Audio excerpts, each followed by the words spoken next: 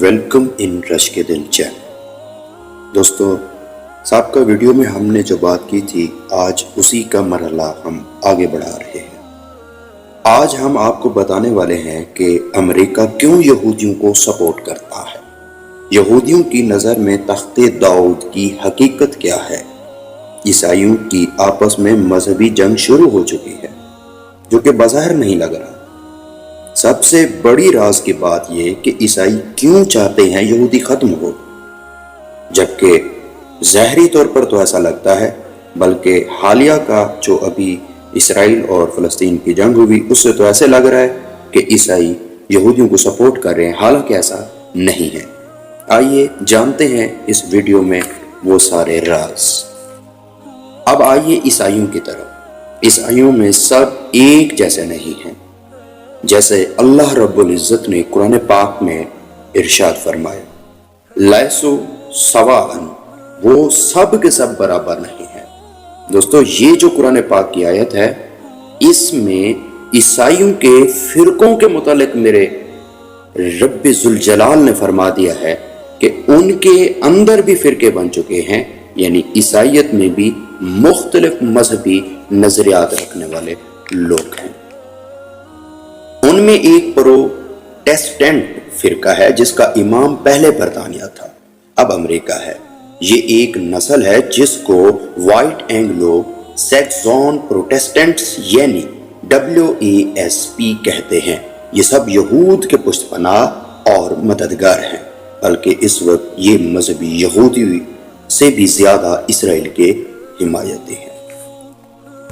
آج سے کوئی 6 سال پہلے تنظیم اسلامی آف نارتھ امریکہ کے ہاسٹل میں ہونے والی کنونشن میں ایک یہودی پروفیسر نے حیران کن انکشافیہ جملہ کہا تھا، Islam is ideal religion for whole of mankind except Jews. گویا اس نے عیسائیت، ہندومت، ہر چیز کی نفی کی سوائے یہودیت کے۔ دوسری بات اس نے یہ کہی کہ اسرائیل کی پشت پناہی ہم نہیں بلکہ یہاں کے عیسائی کرتے ہیں۔ اسرائیل کی ساری معیشت کا دار و مدار امریکہ ہی پر ہے۔ $5 ارب تو انہیں ہر سال مل جاتے ہیں۔ باقی اگر کوئی کام امریکہ کہتا ہے تو کہا جاتا ہے کہ ڈالر لاؤ۔ موجودہ بش کے باپ سے انہوں نے فلسطین میں یہودیوں کی آباد کاری کے لیے $10 ارب مانگے تھے۔ اس نے ایک شرط لگا تھی کہ تم فلسطینیوں کے ساتھ امن مذاکرات شروع کر دو، تب میں دوں گا۔ یہودی ناراض ہو گئے، انہوں نے پیچ و تاب کھائے، لیکن اس وقت یہ شرط ماننی پڑی۔ لیکن اس کی سزا اسے یہ دی کہ اگلے الیکشن میں وہ زیرو ہو گیا۔ اس سے $10 ارب بھی لے لیے اور اس سے اپنی شرط نہ ماننے کا بدلہ بھی چکا لیا۔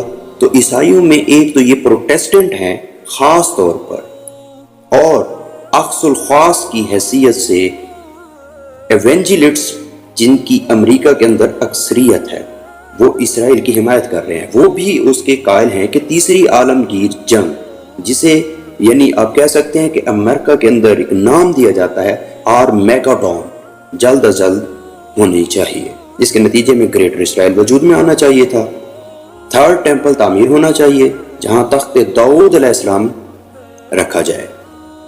تب حضرت عیسیٰ علیہ السلام دوبارہ نازل ہوں گے اور اس تخت پر بیٹھ کر پوری دنیا پر حکومت کریں گے۔ یعنی پروگرام وہی ہے، فرق صرف یہ ہے کہ وہ اپنے مسیحا کے منتظر ہیں، یہ اپنے حضرت مسیح علیہ السلام کے۔ یہودیوں کے خیال میں ان کا مسیحا آئے گا اور تخت داؤد پر وہی بیٹھے گا، جبکہ ان کے خیال میں حضرت عیسیٰ علیہ السلام آسمان سے اتریں گے اور وہ تخت داؤد پر بیٹھیں گے۔ اس تخت داؤد کا پس منظر بھی ذرا سمجھ لیجئے۔ حال ہی مجھے اس کا مطالعہ کا موقع ملا۔ یہ ایک پتھر تھا جس پر حضرت داؤد علیہ السلام کی تاج پوشی ہوئی تھی، پھر اسی پتھر پر حضرت سلیمان علیہ السلام کی تاج پوشی ہوئی۔ وہ پتھر ان کے ہاں چلا آ رہا تھا 70 عیسوی میں، جب رومی جنرل ٹائٹس نے ہیکل سلیمانی کو تباہ کیا تو وہ اس پتھر کو روم لے گیا۔ روم سے وہ پتھر آئرلینڈ چلا گیا، جو بہت بڑی کیتھولک آبادی ہے۔ آج بھی آئرلینڈ میں کیتھولک ہے اور پروٹیسٹنٹس کے اندر جنگ ہو رہی ہے۔ دوستو، میں ایک بار پھر ریوائز کر دوں، یہ پروٹیسٹنٹ اور کیتھولک یہ دونوں عیسائیوں کے فرقے ہیں، اور اس کے حوالے سے میں نے آپ کو قرآن پاک کی آیت بھی ملاحظہ کی ہے، وہاں سے وہ پتھر 14ویں صدی عیسوی میں انگلینڈ آیا تو اسے تخت کی صورت دے دی گئی، یعنی تخت کی سیٹ اسی پتھر کی بنی ہوئی ہے۔ یہ تخت اب انگلینڈ کی پارلیمنٹ کی عمارت سے ملحقہ چرچ ویسٹ منسٹرائے میں رکھا ہے اور اسی پر بٹھا کر انگریز حکمرانوں کی تاج پوشی کی جاتی ہے۔ یہ روایت ابھی تک چلی آ رہی ہے، تو ان کا خیال ہے کہ اس ٹیمپل میں وہ تخت بھی ہم لا کر رکھ دیں گے اور پھر حضرت مسیح علیہ السلام نازل ہوں گے تو اس تخت پر تشریف فرما ہوں گے۔ اب یہ دونوں چیزیں ساتھ ساتھ جا رہی ہیں۔ تھوڑا سا اختلاف اگر ہے تو یورپ کی سب سے بڑی طاقت میں ہے۔ سینٹرل یورپ کی اصل قوتیں فرانس اور جرمنی ہیں، باقی چھوٹے چھوٹے ملک ہیں۔ انگلینڈ تو ویسے بھی اصل یورپ سے علیحدہ ایک جزیرہ ہے، وہ اس وقت ہر اعتبار سے امریکہ کا ضمیمہ ہے۔ تو جو یہ اختلاف ہے کہ جرمنی اور فرانس ایک طرف ہیں، یہ عراق کی جنگ سے علیحدہ رہے، یہ اختلاف صرف سیاسی نہیں ہے، یہ صرف اپنے آپ کو عالمی سطح پر منوانے کا مقابلہ نہیں ہے، بلکہ یہ اختلاف مذہبی بھی ہے۔ وہ کیتھولکس ہیں، یہ پروٹیسٹنٹس ہیں، اور پروٹیسٹنٹس کیتھولکس کو کافر یعنی کہ انفائڈلز اور پوپ کو شیطان کہتے ہیں۔ ان کا ایک ماہنامہ رسالہ فلاڈیلفیا امریکہ سے نکلتا ہے، کچھ عرصہ سے میں اس کو دیکھ رہا ہوں۔ ان کا کہنا یہ ہے کہ اصل میں یورپ جو اس وقت ایک ہو رہا ہے، یہ معاملہ سیاسی نہیں، مذہبی ہے، اور اس میں اصل متحرک طاقت پوپ کی ہے، اور موجودہ پوپ واقعتاً ایسے ثابت ہوا ہے جس نے پوری دنیا میں موو کیا ہے۔ اس سے پہلے پوپ اپنے گھر ویٹیکن میں بیٹھا رہتا تھا، باہر نہیں نکلتا تھا، جبکہ پوپ شدید ترین بڑھاپے کے باوجود جو دنیا بھر کا سفر کر رہا ہے۔ تو دوستو، یہ آج جو عیسائیوں کا بڑا پوپ مانا جاتا ہے، اس کی بات ہو رہی ہے کہ وہ دنیا کے بہت سارے ممالک ہیں جن کا وہ سفر کر رہا ہے۔ یہ مقدس رومی سلطنت ہولی رومن امپائر کا دنیا میں دوبارہ احیا کرنا چاہتا ہے، جو پورے یورپ، شمالی افریقہ اور مغربی ایشیا کے بہت سے علاقوں پر چھائی ہوئی تھی۔ اور پوپ کی یہ قوتیں چاہتی ہیں کہ فلسطین کو فتح کرے، یعنی اسرائیل بھی ختم کرے اور فلسطین اسٹیٹ بھی ختم کرے، اور وہاں پر ایک رومن کیتھولک حکومت قائم کرے۔